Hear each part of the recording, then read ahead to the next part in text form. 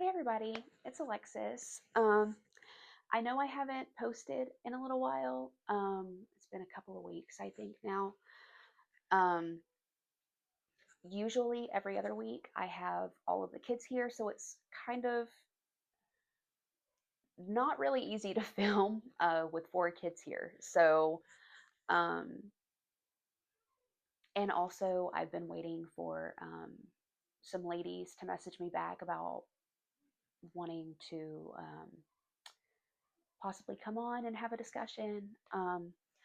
But I decided that we could maybe do some anonymous stories. And um, I basically set out like a guideline that they could use of basically, age and just information to kind of like give what I need, to tell their story. So I had a couple of people send me a message, and I'm really excited to do this. This is going to be one of the anonymous episodes. I'm not sharing names. Nothing about this person is going to be shared, just their age and their abuser's age. Nothing about names. So it is completely anonymous. So if anyone is interested of possibly wanting to do something like this, just send it to my messenger. I will not display your name. I will not say your name. Um, I will only share information that you send to me. That is all. So if you're thinking, I want to share my story, but I'm not quite sure about that story being attached to me just yet, that is completely understandable and completely valid.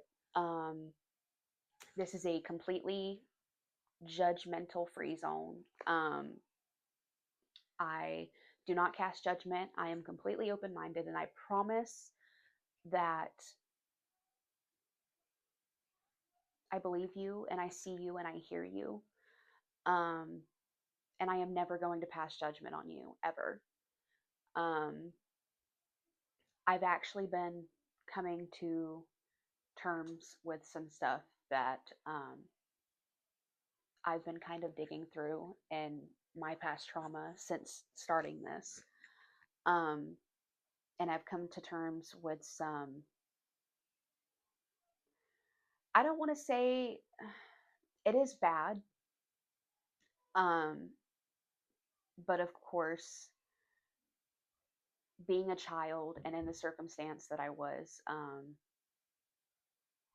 it happened. And that'll be a completely different episode. I also plan on doing another episode, kind of um, going into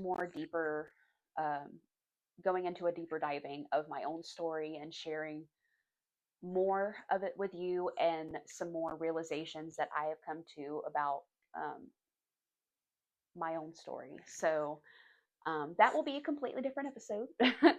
And for my anonymous senders, I plan on doing these one at a time. Originally, I was just going to do like a couple of stories in one episode, but I realized that that would probably take a lot of time and would just be a long video. And I would kind of rather just do them one at a time to give you your own spotlight, just like I give everybody else on here, and give you your own video. So even though we're not sharing names or anything, I definitely wanted to strictly just talk about one person at a time, and their stories. So I am going to go ahead and share the first person that sent me a message. Um, like I said, this is completely anonymous. I have another phone right here, so that way I can kind of, like read what they sent me. But um, yeah, I'm going to kind of go ahead and go into this. I may take a couple of pauses. First of all, I'm blind. Second of all, I kind of stutter over my words a little bit. I stumble over my words.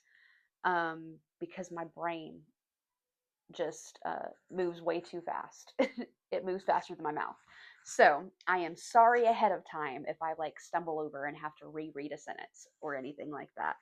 And I will also try to take my time reading this because I'm a fast reader. So I'm going to have to slow it down a little bit. But all right, I'm going to go ahead and start. So here we go. I'm 25. My life before the assault was rough. I was being abused at home by my grandma. I'm going to say that's physically abused.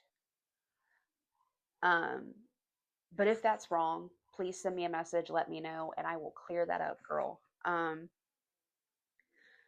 I was being abused at home by my grandma, and I would always watch my grandma beat. Okay. I would always watch my grandma beat on my grandpa and watched her even try to stab him multiple times. But I wasn't allowed to say anything because she always drilled it into my head that I would be taken and given to people who would rape me every day and I wouldn't be able to do anything about it. That was just her way of making me stay quiet. Okay, pause. I am so sorry. That is such a terrible situation, first of all. These are supposed to be your grandparents, the ones that spoil you and give you all of the toys and candy and love. And I am so sorry that you had to experience that. That is so terrible. Um, and tried to stab your grandpa. That is insane. I am so sorry. Very toxic household. Um, my mom was on meth and would come around once a year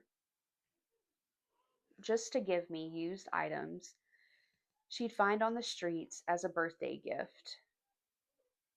And my dad stayed on meth and just recently got clean and in rehab.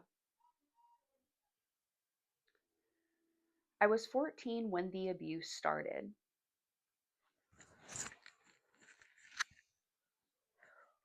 The guy was 28 at the time, and it was a friend of a friend.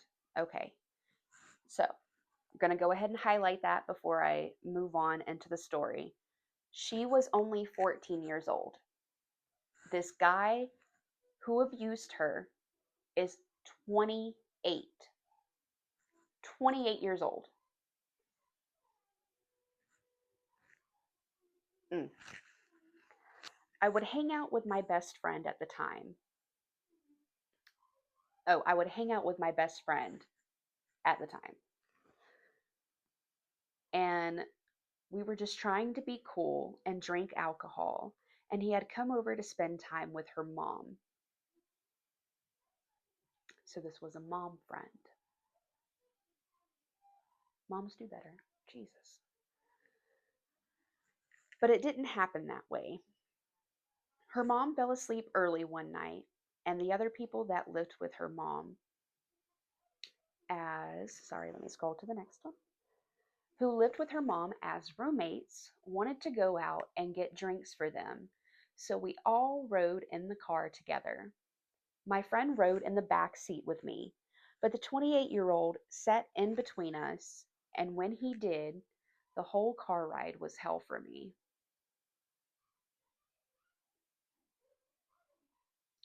I don't know if it's just me.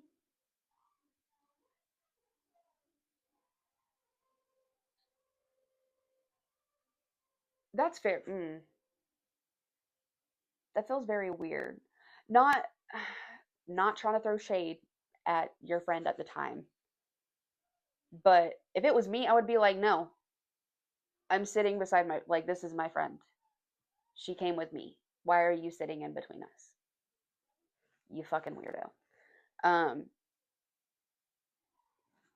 Jesus. Okay. My friend rode in the back seat with me, but the 28-year-old sat in between us, and when he did, the whole car ride was hell for me. He had his hand on my leg the entire car ride, And when they all got out of the car and went inside, he made me stay in the car with him so he could go further than just touching my leg. Okay, so here's what I'm thinking. Either she just was completely oblivious to what was going on, or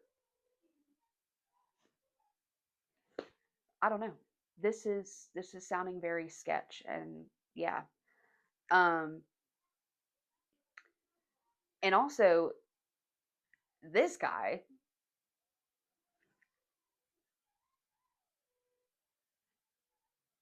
I'd be like, the fuck you are staying in here with a 14-year-old by yourself. Okay. His hand stayed on the outside of my pants the whole time, but he was rubbing on my vagina, telling me I was very mature for my age and he would love to spend time with me at the house once we got back.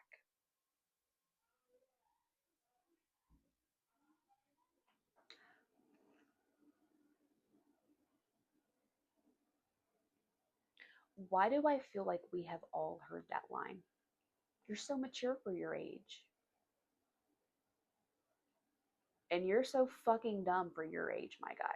Oh my God.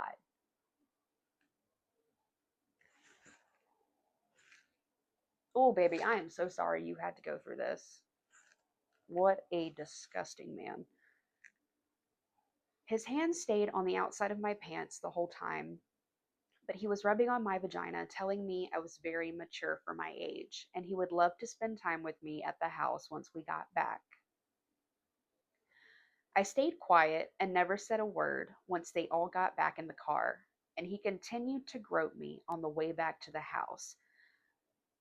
I get it's dark outside, but nobody is seeing this man's arm like moving at any like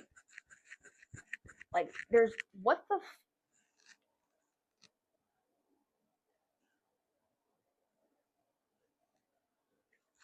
oh baby doll. I'm so sorry.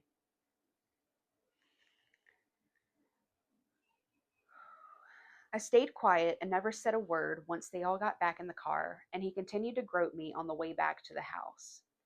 That night, I called my grandma, and she wouldn't answer the phone because, according to my grandpa, she was at home wasted. What an amazing guardian. He kept pushing me to drink more and more. By the end of the night, all I remembered was him carrying me upstairs to my friend's room while everyone else was downstairs, passed out from all the alcohol.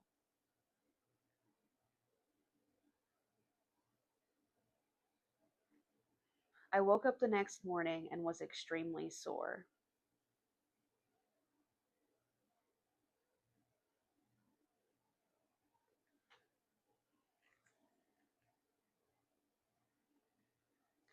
Sorry, I'm just going to take a moment. That I assume you blacked out, and that's he took advantage of the fact that you were blacked out. Um,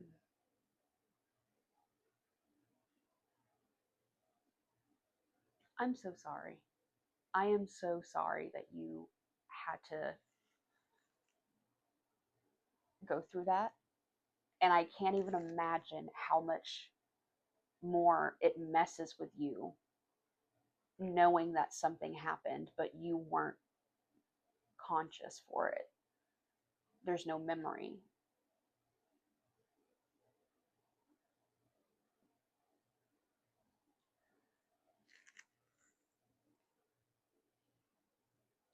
Okay.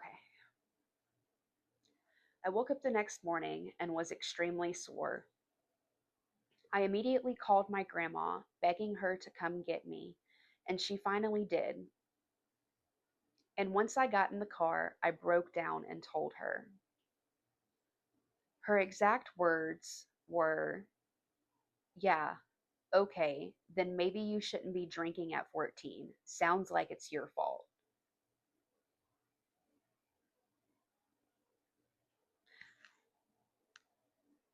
This might not be the case. This is just a take of mine. Um, but it sounds like grandma went through the same thing, getting blacked out drunk, and went through it and was told the same thing. And I am so sorry that as your guardian, she did not take the steps needed. The reason I was so terrified of telling my mom was because of this. I was so terrified of not being believed and then having to stay in that situation, living with my abuser after having told my mom that. Because I knew that my life would have just gotten worse. And that is what kept me for 7 years from telling. So I am so sorry that this happened and that she did not do what needed to be done because she was so into her own self pity that she couldn't see her granddaughter. I'm so sorry. And that's when I knew if she didn't believe me, no one would. And I truly hope you know that's not the case. I know that the justice system is ass. um, and I know not everyone gets their justice. And I know that people don't tell their stories for that reason, or for being intimidated by that abuser, being scared for their life, or there's just so many situations where one is scared to tell. And I just want you all to know that one, this is a judgment free zone. If you ever want to message me and tell me your story or ask questions or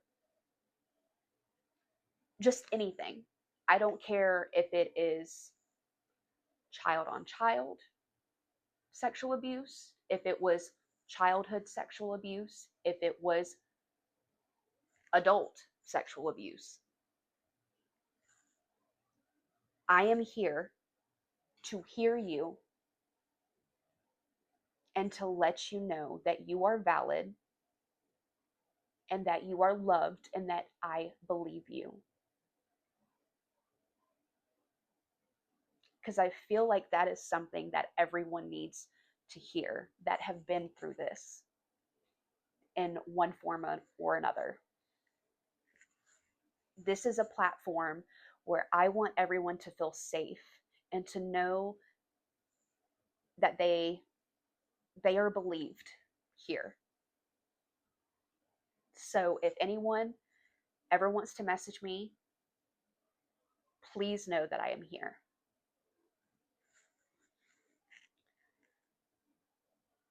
And I'm so sorry that you did not have someone like that in your life.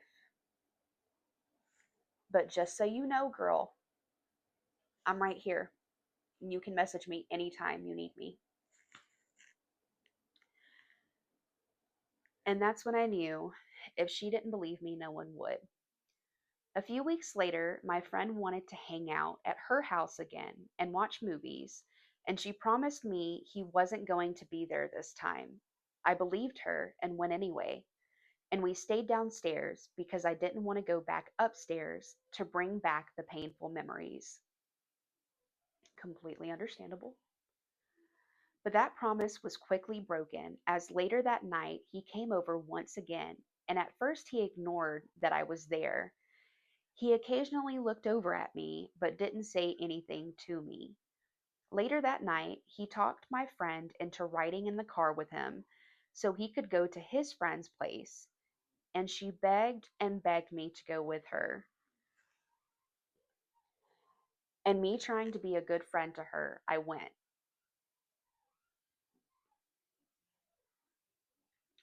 it's starting to sound like maybe she wasn't a good friend. Um, and I know I've also done the same thing in my teenage years, trying to be accepted or, maintain a friendship, being this person and doing these things that I was completely uncomfortable with. Um, just to be liked. And I am so sorry that she took advantage of that. Um, I couldn't imagine visibly seeing my friend uncomfortable and begging them to do the thing anyways. But I'm a different type of breed, I guess. I don't know. When we got to his friend's place, they closed the garage doors while they painted a car, and the fumes from the paint got us a little high. They knew what they were doing, closing those garage doors. Whew. We drove back to her place, and I told her I was going home if he was staying, and she told me he was going home and not to worry about it. He didn't go home, though. It happened once again.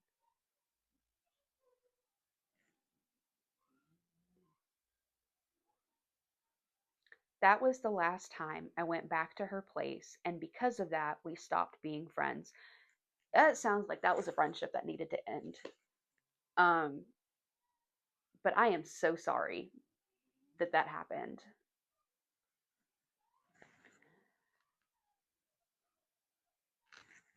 Mature for your age. Good God, I hate that line.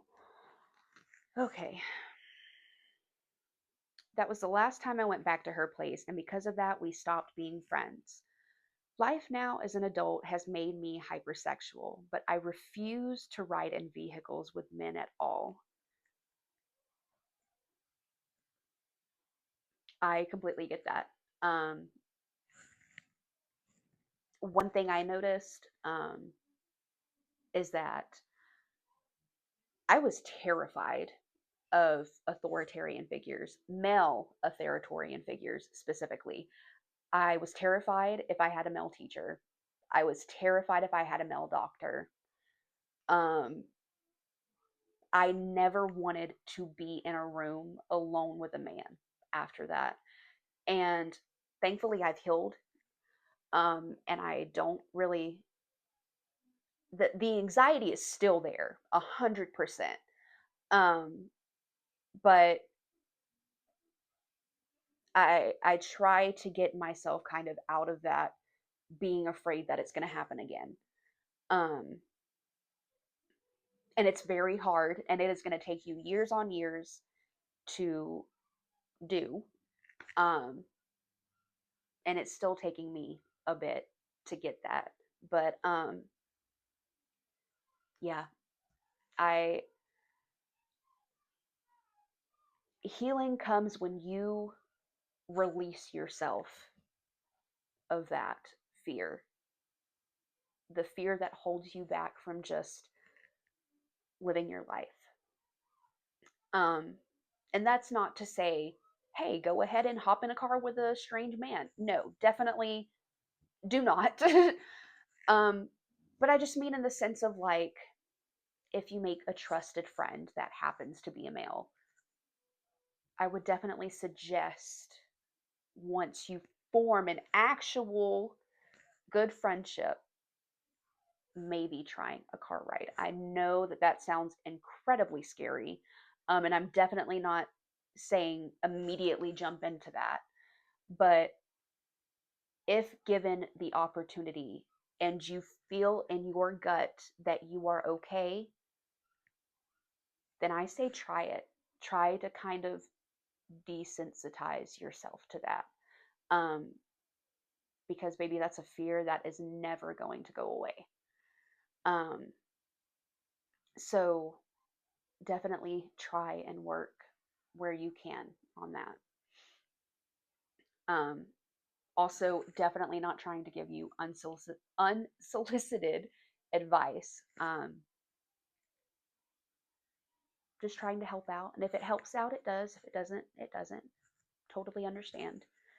Um,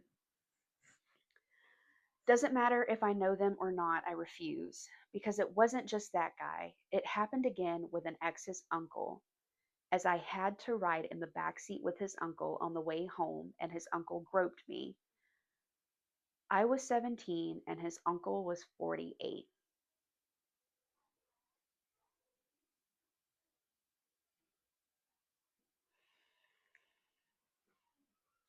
Mm. And then again, with a trusted friend who bought me alcohol just to get lucky, was the words he used. I was 17 and he was 19. I still see the 28-year-old around town.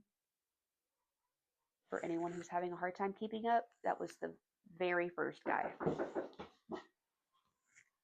I still see the 28-year-old around town every now and then because I never told anyone else except my grandma, who, as I said, didn't believe me. The uncle I haven't seen since that day, and the trusted friend still occasionally tries to text me on different social media apps. I have PTSD from the assaults. I drove a friend of mine to her friend's apartment one day, and as we drove down the road she lived on, I realized we was right beside the house where I was assaulted at. I immediately went into a panic attack and told her I couldn't take her any further, and I went home.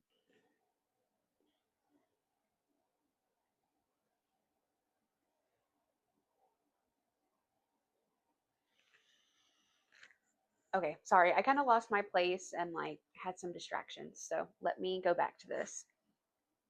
I still see the 28-year-old around town every now and then because I never told anyone except my grandma, who, as I said, didn't believe me. The uncle I haven't seen since that day, and the trusted friend still occasionally tries to text me on different social media apps.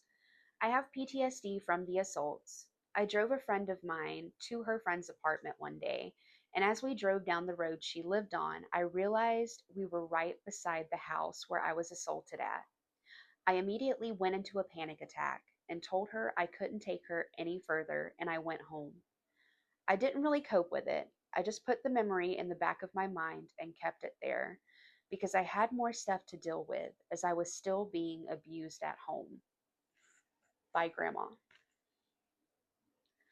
I have children, and being a parent and seeing how little my grandma cared that I was assaulted, I always talk to my kids about if adults or even other children make them uncomfortable, they can speak to me and I will handle it.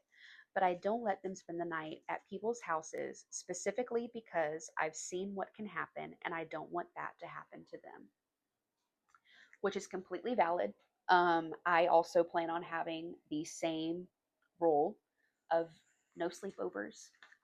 They can come over here, and this can be a safe spot if their parents are okay with that.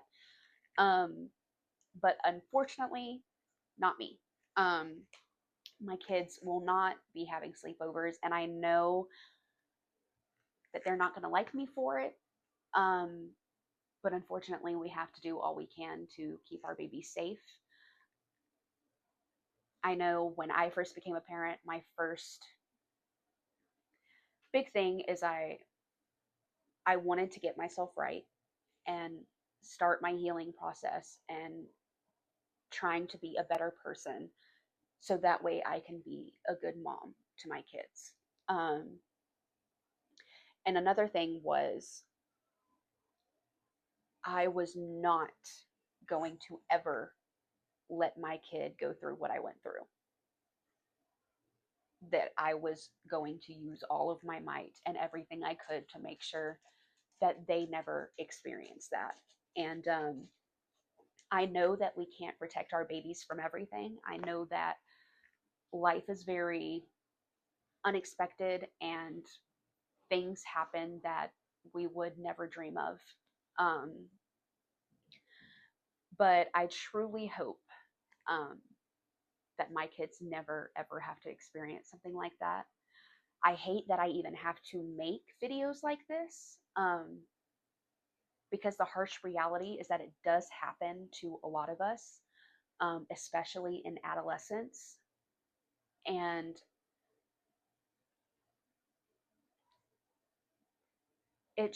it really breaks my heart.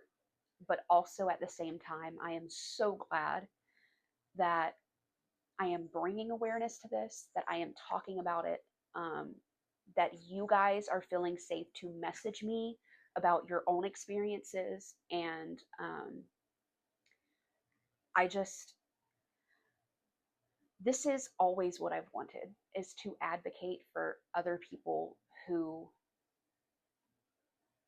are struggling to maybe come to terms with what happened to them, or who feel like they won't be believed, or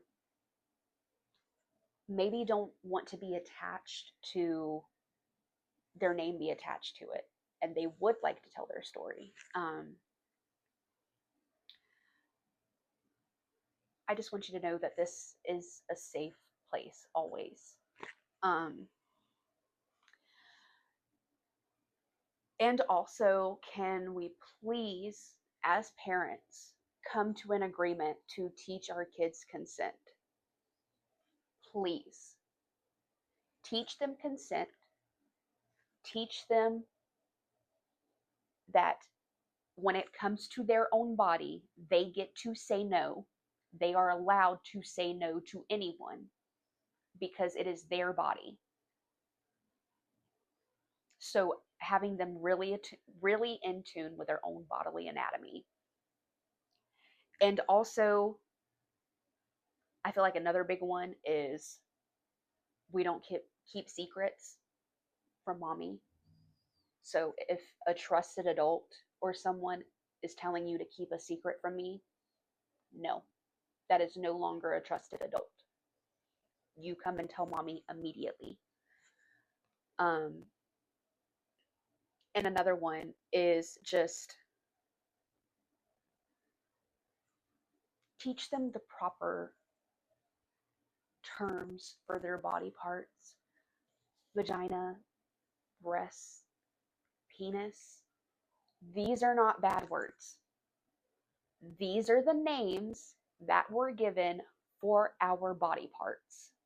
Please stop treating it like it's this dirty, disgusting word, because that is another reason that most children never come forward. Because when you have to take legal action and go into a courtroom, you have to be able to use the actual term for your body parts. You can't say monkey. You can't say hoo ha. They have to use the medical terms for their body. So please teach your children, guys. They're going to learn in school eventually in their biology class. Go ahead and teach them. Because you never know.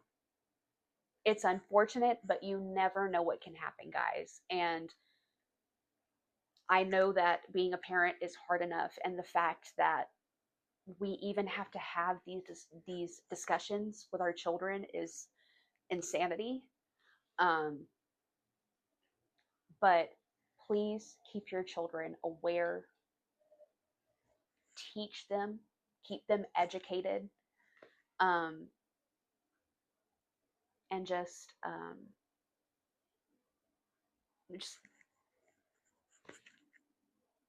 yeah. I think that's all I wanted to say. My brain went blank for a minute, but I just want to say thank you to the anonymous sender. Um, Girl, you can message me anytime. My DMs are always open.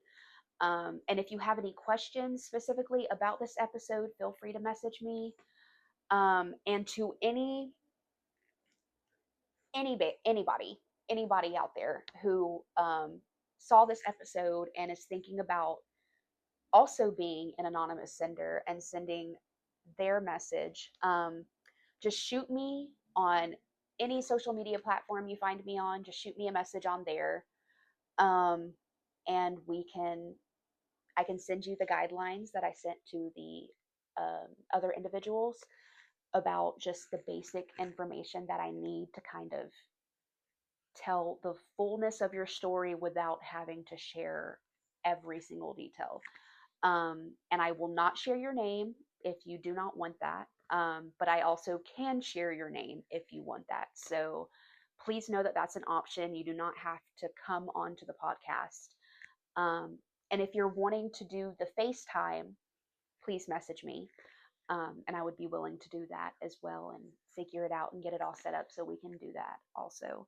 Um, but thank you so much um, for having the courage to even send that in. I know that those are really hard topics to talk about, and especially to send in a text message because then you're sitting there thinking about it. Um, so I truly hope sending that message did not affect your mental health in any way. And I hope you're doing amazing and that you are thriving and you sound to be like an amazing mom. So I truly hope you're doing great. I hope you know that you can message me at any time. And I just want to say thank you. Thank you to you. Thank you to everyone watching. Um, I truly want this to be seen as a platform for any sexual abuse survivor, whether it is child on child, whether it is during your teenage years, whether it's during your adult years, anything. Um, your experience is valid. You are valid, and you are loved, and you are believed. And yeah, I think I'm gonna end the episode here. But I have a couple more. I may, I may film um, another one of these anonymous episodes. See, that's what I'm saying. I'm stumble overing my words. Um, I may film another anonymous episode this week and try and have it uploaded this week as well to hopefully give you 2 episodes that you can watch back to back. So um, thank you for the people who sent the messages in so that way I can make these videos. Your support means the world and your bravery is inspiring. And I love you guys and I thank you so much for this. Bye.